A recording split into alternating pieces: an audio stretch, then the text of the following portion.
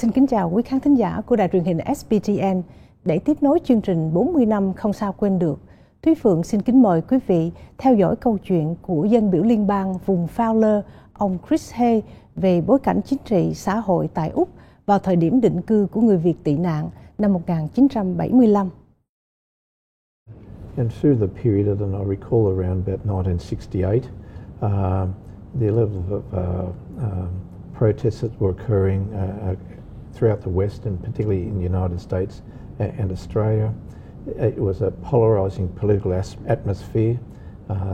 People thought that Australia and the United States should not be sending their young men to fight in Vietnam. So it certainly polarised the community. And as we got close then to into the 70s, and particularly with the fall of Saigon occurring on the 30th of April 1975, there was a view then what will happen to people of South Vietnam when the communists take over Saigon. And I think there was a lot of division, as I recall it, in the community. There was a view that we can't accept Vietnamese because they'll take over the Australian way of life. If there was ever such thing as an Australian way of life, there was a level of uncertainty that applied throughout the community, and also in the period of 1975 was a unprecedented political crisis here in Australia, a constitutional crisis at government level, and we saw a government replaced, being sacked by the Governor General, a new government being installed. No one really was sure what would occur. And it is a matter of record that Malcolm Fraser, the incoming Prime Minister, he chose to open Australia's doors to Vietnamese.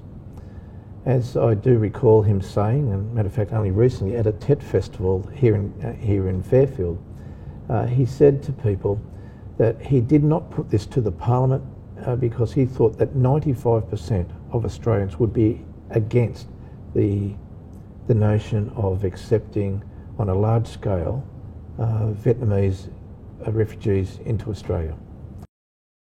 But nevertheless, he pursued the path. We accepted the Vietnamese, and one of the other interesting things he said is that he believed not just in helping people who were being overrun by the communist regime.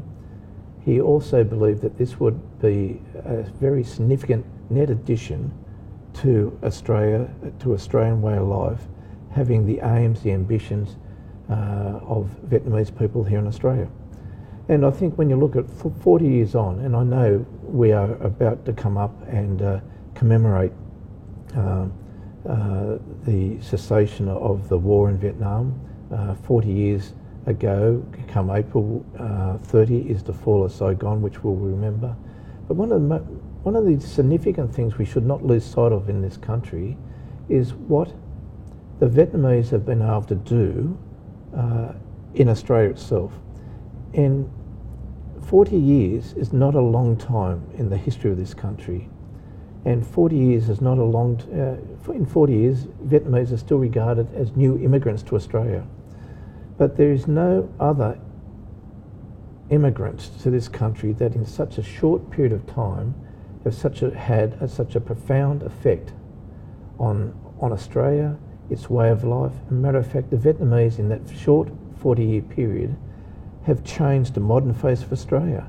They were responsible in turning our eyes and our minds and our trade towards Asia. Now that's something that has occurred in that 40-year period, probably would not have occurred without those original 50,000 immigrants who came here as refugees, and now the more than 200,000 people who boast of a Vietnamese heritage.